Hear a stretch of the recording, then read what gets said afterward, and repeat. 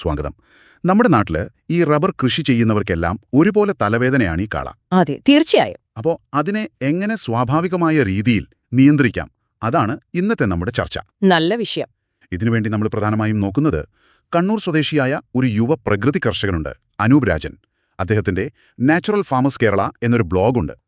കേട്ടിട്ടുണ്ട്. അതിലെ effective natural ways to control and use weed എന്ന ലേഖനത്തിലെ കാര്യങ്ങളാണ് നമ്മൾ വിശദമായി ഒന്ന് നോക്കാൻ പോകുന്നത്. അതോടൊപ്പം മറ്റു ചില വിവരങ്ങളും ചേർത്തിട്ടുണ്ട്. തീർച്ചയായും. ഈ റബ്ബർ തോട്ടത്തിലെ കള പറിക്കാൻ ആളെ കിട്ടാനുള്ള ബുദ്ധിമുട്ട്, പിന്നെ കിട്ടിയാൽ തന്നെ അതിന്റെ ഭീമമായ ചെലവ്, ശരിയാണ്. അല്ലെങ്കിൽ പിന്നെ കളനാശിനി അടിക്കണം, അതിന്റെ ദോഷങ്ങൾ വേറെ. അപ്പോൾ ഈ പ്രശ്നങ്ങൾക്കിടയിൽ നിൽക്കുന്ന കർഷകർക്ക് പ്രകൃതിദത്തവും ചെലവ് കുറഞ്ഞതുമായ വഴികൾ അറിയാൻ എപ്പോഴും ഒരു താല്പര്യം കാണും. ഉണ്ടാവും. ഈ ചർച്ച അതിനൊരു സഹായമാകുമെന്ന് തന്നെ കരുതാം. അതെ, സാധാരണ നമ്മൾ കളയെ കാണുന്നത് ഒരു ശല്യമായിട്ടാണ്, ഒരു ശത്രുവായിട്ടാണ്. അതെ, ആ ഒരു ചിന്തയാണ് എല്ലാവർക്കും. പക്ഷെ നമ്മൾ ഇന്ന് നോക്കുന്ന ഈ ബ്ലോഗ് തുടങ്ങുന്നത് തന്നെ ആ ചിന്തയെ ഒന്ന് ചോദ്യം ചെയ്തുകൊണ്ടാണ്. അതിലൊരു വാചകമുണ്ട്, മനുഷ്യൻ വിത്ത് വിതയ്ക്കുന്നു, കളകൾ ദൈവത്തിന്റെ സൃഷ്ടിയാണെന്ന്. കേൾക്കുമ്പോഴൊരു തമാശ പോലെ തോന്നാം, പക്ഷേ കളകളെക്കുറിച്ചുള്ള നമ്മുടെ കാഴ്ചപ്പാടിനെ മാറ്റാൻ പ്രേരിപ്പിക്കുന്ന ഒന്നാണിത്. വളരെ ശരിയാണ്. ആ ഒരു പോയിന്റിൽ നിന്നാണ് നമ്മൾ ഈ വിഷയത്തെ സമീപിക്കേണ്ടത്. കളകൾ എപ്പോഴും ഉപദ്രവകാരികൾ മാത്രമല്ല. അല്ലെന്നാണോ? അല്ല, ചില സാഹചര്യങ്ങളിൽ അവ മണ്ണിന് വളരെ ഗുണകരവുമാണ്. സാധാരണയായി കളകൾ മണ്ണിലെ പോഷകങ്ങൾ മുഴുവൻ വലിച്ചെടുത്ത് നമ്മുടെ പ്രധാന വിളയെ നശിപ്പിക്കും എന്നാണ് നമ്മൾ കരുതുന്നത്. അതെ, അതാണല്ലോ പ്രശ്നം. അതൊരു പരിധിവരെ ശരിയാണ്. പക്ഷേ അനൂപ് രാജന്റെ ബ്ലോഗിൽ പറയുന്ന ഒരു പ്രധാന കാര്യം, പല കളകൾക്കും മണ്ണ്, വായു, വെള്ളം, സൂക്ഷ്മാണുക്കൾ, സൂര്യപ്രകാശം ഇവയെല്ലാം ഉപയോഗിച്ച് സ്വന്തമായി പോഷകങ്ങൾ നിർമ്മിക്കാൻ ഒരു കഴിവുണ്ട് എന്നതാണ്. ഒരു മിനിറ്റ്, അതായത് നമ്മൾ ചെടിക്ക് കൊടുക്കുന്ന വളം മാത്രം ആശ്രയിച്ചല്ല അവ ജീവിക്കുന്നത് എന്നാണോ? അതെ, ഒരു തരത്തിൽ അതാണതിന്റെ അർത്ഥം. അവ സ്വയം പോഷകങ്ങൾ ഉണ്ടാക്കുന്നു. അതുകൊണ്ട് തന്നെ ഒരു പ്രധാന വിളയുടെ ഒപ്പം വളരുന്ന ചില കളകൾ അതേ വിളവെടുപ്പ് കാലത്ത് തന്നെ വെട്ടിയിടുമ്പോഴോ അല്ലെങ്കിൽ പിന്നീട് അഴുകിച്ചേരുമ്പോഴോ മണ്ണിന് ഗുണകരമായി മാറും. അത് കൊള്ളാമല്ലോ. ഇതിലെ ഏറ്റവും രസകരമായ ഒരു നിർദ്ദേശം എന്താണെന്ന് വെച്ചാൽ, ചില മോശം മണ്ണിലെ മറ്റു വിളകളൊന്നും വളരാത്ത സ്ഥലം ഉണ്ട്. അങ്ങനെയുള്ള സ്ഥലത്ത് കളകൾ മാത്രം നന്നായി വളരുന്നത് കാണാം. ശരിയാണ്. അങ്ങനെയുള്ള സ്ഥലങ്ങളിൽ ഒരു വർഷത്തോളം കളകളെ ഇഷ്ടം പോലെ വളരാൻ വിടുക. എന്നിട്ട് അവ ഉണങ്ങുമ്പോൾ അവിടെ തന്നെ വെട്ടിയിട്ട് പുതയാക്കുകയോ കമ്പോസ്റ്റ് ആക്കുകയോ ചെയ്യാം. അപ്പോ എന്ത് സംഭവിക്കും? ഇത് മണ്ണിന്റെ ഈർപ്പം നിലനിർത്തും, പിന്നെ കോടിക്കണക്കിന് സൂക്ഷ്മാണുക്കളെ വളർത്തിയെടുത്ത് ആ മണ്ണിനെ ജീവനുള്ളതാക്കി മാറ്റും. അപ്പോ കളകളെ ശത്രുവായി കാണുന്നതിന് പകരം മണ്ണിനെ ചികിത്സിക്കാനുള്ള ഒരു ഡോക്ടറായി കാണാമെന്നാണോ? കൊള്ളാം, അതൊരു പുതിയ അറിവാണല്ലോ. അതെ. എന്നാലും നമുക്ക് റബ്ബർ തോട്ടത്തിൽ അവയെ നിയന്ത്രിക്കണമല്ലോ. അപ്പോൾ ഈ കാഴ്ചപ്പാട് മനസ്സിൽ വെച്ചുകൊണ്ട് തന്നെ കളകളെ നിയന്ത്രിക്കാനുള്ള ആദ്യ പടി എന്താണ്? പുതയിടലാണെന്ന് തോന്നുന്നു. അതെ, പുതയിടൽ, മൾച്ചിങ്, കളകളെ ശാരീരികമായി വളരാൻ അനുവദിക്കാത്ത ഒരു രീതി. ഇതിൽ പ്രധാനമായും 2 തരമുണ്ട്. ഒന്നാമത്തത് ഉണങ്ങിയ പുത, ഡ്രൈ മൾച്ചിങ്. പേര് കേൾക്കുമ്പോൾ തന്നെ വ്യക്തമാണ്. അതെ, കൃഷിയിടം ഉണങ്ങിയ വസ്തുക്കൾ കൊണ്ട് പൂർണ്ണമായും മൂടുക. ഉണങ്ങിയ കളകൾ, ഓല, വൈക്കോൽ, കരിയില, എന്തിന് പഴയ കാർഡ്ബോർഡ് പെട്ടികൾ വരെ ഇതിനായി ഉപയോഗിക്കാം. അപ്പോ സൂര്യപ്രകാശം മണ്ണിൽ തട്ടില്ല? അതെ, സൂര്യപ്രകാശം കിട്ടാതെ വരുമ്പോൾ കളകളുടെ വിത്തുകൾക്ക് മുളയ്ക്കാൻ കഴിയില്ല. പക്ഷെ ഒരു പ്രശ്നമുണ്ട്. എന്താണ്? നമ്മുടെയൊക്കെ വലിയ റബ്ബർ തോട്ടങ്ങളിൽ ഇത് പൂർണ്ണമായി ചെയ്യുക എന്നത്. അത് പ്രായോഗികമായി ബുദ്ധിമുട്ടാണ്. ഏക്കർ കണക്കിന് സ്ഥലത്ത് ഇത് നടക്കില്ല. അപ്പോൾ രണ്ടാമത്തെ രീതി എന്താണ്? ജീവനുള്ള പുത, ലൈവ് മൾച്ചിങ്. അതെ, ലൈവ് മൾച്ചിങ്. അത് കേട്ടിട്ടൊരു കൗതുകം തോന്നുന്നു. നമ്മൾ കളകൾക്ക് പകരം വേറെന്തെങ്കിലും ചെടി വെച്ച് പിടിപ്പിക്കുകയാണോ? അതെ. അത് റബ്ബറിന്റെ വെള്ളവും വളവും എടുക്കില്ലേ? നല്ല ചോദ്യമാണ്. ലൈവ് മൾച്ചിങ് എന്നാൽ നിലം പറ്റിപ്പടർന്നു വളരുന്ന, അധികം ഉയരം വെക്കാത്ത ചെടികൾ കൊണ്ട് തോട്ടം മുഴുവൻ ഒരു പരവതാനി വിരിച്ചതുപോലെയാക്കുക എന്നതാണ്. ഉദാഹരണത്തിന് തൊട്ടാവാടി, ചിലതരം പയർവർഗ്ഗങ്ങൾ, ഇതൊക്കെ നല്ല ഉദാഹരണമാണ്. ഇവ കളകൾക്ക് വളരാൻ സ്ഥലം കൊടുക്കില്ല. ഓഹോ. മാത്രമല്ല, പയർവർഗ്ഗങ്ങളാണെങ്കിൽ അവ മണ്ണിന് നൈട്രജൻ നൽകുകയും ചെയ്യും. പക്ഷെ ഇതിനൊരു പ്രായോഗിക പ്രശ്നമില്ലേ? ഉണ്ട്. നിങ്ങൾ നേരത്തെ സൂചിപ്പിച്ച പോലെ ഒരു പ്രശ്നമുണ്ട്. ഇങ്ങനെ കാട് പിടിച്ച് കിടക്കുമ്പോൾ സ്വാഭാവികമായും പാമ്പുകളും മറ്റു ജീവികളും അതിൽ താമസമാക്കും. അതെ, അപ്പോ റബ്ബർ വെട്ടാൻ വരുന്ന തൊഴിലാളികൾക്ക് തോട്ടത്തിൽ കയറാൻ പേടിയാവും. ശരിയാണ്. അതുകൊണ്ട് ഇതും ചെറിയ തോട്ടങ്ങളിലോ അല്ലെങ്കിൽ വീട്ടുപറമ്പിലോ ഒക്കെയാണ് കൂടുതൽ പ്രായോഗികം. അപ്പോ പുതയിടുന്നത് മണ്ണിന് മുകളിലുള്ള കളകളെ നിയന്ത്രിക്കാനാണ്. പക്ഷെ മണ്ണിനടിയിൽ നടക്കുന്നൊരു കാര്യമുണ്ടല്ലോ, നന. നമ്മൾ വെള്ളം കൊടുക്കുന്ന രീതി അനുസരിച്ച് കളകളുടെ വളർച്ച കൂടാനും കുറയാനും സാധ്യതയില്ലേ? തീർച്ചയായും.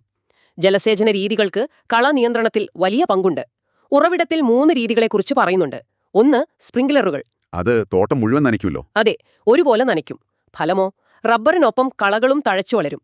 വെള്ളം ഒരുപാട് പാഴാകുമെന്ന ദോഷവുമുണ്ട്. പിന്നെ ഇതിനെന്ത് ഗുണമാണുള്ളത്? ഇതിനൊരു മറുവശമുണ്ട്. ഇങ്ങനെ വളരുന്ന കളകളെ നമുക്ക് പുതയായി ഉപയോഗിക്കാം. അങ്ങനെയും കാണാം.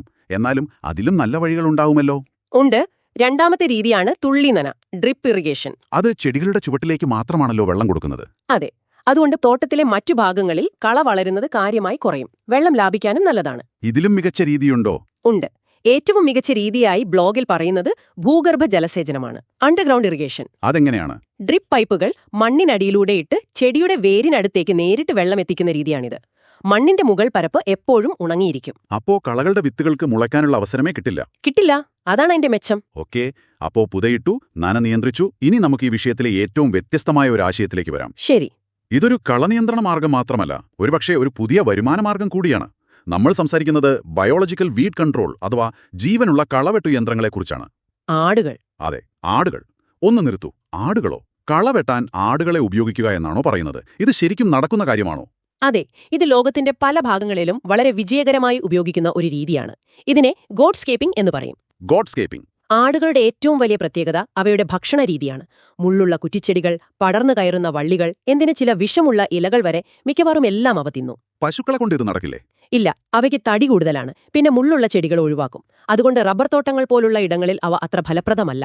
ആടുകൾക്ക് ഏതു കുന്നിൻ ചെരുവിലും കയറിപ്പോകാനും സാധിക്കും. ഈ ഗോഡ്സ്കേപ്പിംഗ് മറ്റെവിടെയൊക്കെയാണ് പ്രചാരത്തിലുള്ളത്? നമ്മുടെ ഉറവിടങ്ങൾ നോക്കിയാൽ അമേരിക്കയിലെ കാലിഫോർണിയ, കാനഡ, ഓസ്ട്രേലിയ, ഈ രാജ്യങ്ങളിലൊക്കെ കാടുതീ തടയാൻ വേണ്ടി ഉണങ്ങിയ പുല്ലും കുറ്റിച്ചെടികളും തിന്നു തീർക്കാൻ ആടുകളെ വ്യാപകമായി ഉപയോഗിക്കുന്നുണ്ട്. കാടുതീ തടയാനോ? അതെ. സ്പെയിൻ, പോർച്ചുഗൽ, ജപ്പാൻ തുടങ്ങിയ രാജ്യങ്ങളിലും ഇത് പ്രചാരത്തിലുണ്ട്.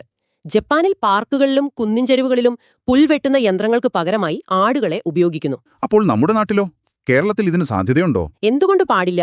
കേരള ലൈഫ് സ്റ്റോക്ക് ഡെവലപ്മെന്റ് ബോർഡും, അതായത് KLDB, തോട്ടങ്ങളിലെ കളനിയന്ത്രണത്തിന് ആടുകൾ വളരെ കാര്യക്ഷമമാണെന്ന് പറയുന്നുണ്ട്. ശരിക്കും? അതെ. ഇതിന്റെ ഗുണങ്ങൾ പലതാണ്. 1. കളനാശിനിയുടെ ചെലവ് പൂർണ്ണമായും ഒഴിവാക്കാം. 2. ആടുകളുടെ കാഷ്ടം.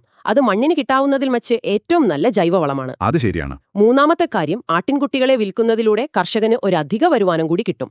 കേൾക്കാൻ വളരെ നന്നായിരിക്കുന്നു. പക്ഷേ എന്റെ മനസ്സിൽ വരുന്നൊരു പ്രധാന സംശയം, തോട്ടത്തിലേക്ക് കുറെ ആടുകളെ അങ്ങ് ഇറക്കിവിട്ടാൽ അവ കളകൾക്ക് പകരം നമ്മുടെ റബ്ബർ തൈകളെ തിന്നില്ലേ? ചെറിയ മരങ്ങളുടെ തൊലി ഉരിഞ്ഞു കളയില്ലേ? അത് വളരെ പ്രധാനപ്പെട്ട ഒരു ചോദ്യമാണ്. ഉറവിടങ്ങൾ ആ അപകട സാധ്യതയെക്കുറിച്ച് വ്യക്തമായി മുന്നറിയിപ്പ് നൽകുന്നുണ്ട്.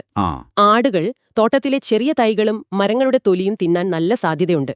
അതുകൊണ്ട് ശ്രദ്ധാപൂർവമായ മേൽനോട്ടം അത്യാവശ്യമാണ്. അപ്പൊ എന്ത് ചെയ്യും? ചെറിയ റബ്ബർ തൈകളുള്ള തോട്ടങ്ങളിൽ തൈകളുടെ ചുവട്ടിൽ ഒരു വല കെട്ടി സംരക്ഷിക്കുകയോ അല്ലെങ്കിൽ ആടുകളെ കയറ്റി വിടാതിരിക്കുകയോ ചെയ്യണം. കുറച്ചുകൂടി മുതിർന്ന മരങ്ങളുള്ള തോട്ടങ്ങളിലാണ് ഇത് കൂടുതൽ സുരക്ഷിതം. വേറെ എന്തെങ്കിലും ശ്രദ്ധിക്കാനുണ്ടോ? ഉണ്ട്. ആടുകൾക്ക് ദോഷകരമായ ചില വിഷച്ചെടികൾ തോട്ടത്തിലുണ്ടോ എന്നും ശ്രദ്ധിക്കണം. പക്ഷേ ഈ മുൻകരുതലുകൾ എടുത്താൽ ഇതിന്റെ ഗുണങ്ങൾ വളരെ വലുതാണ്. ശരിയാണ്. ട്രാക്ടറോ മറ്റ് യന്ത്രങ്ങളോ എത്താൻ പറ്റാത്ത കുന്നിൻ ചെരുവുകളിലും ഇവ വളരെ ഫലപ്രദമാകും.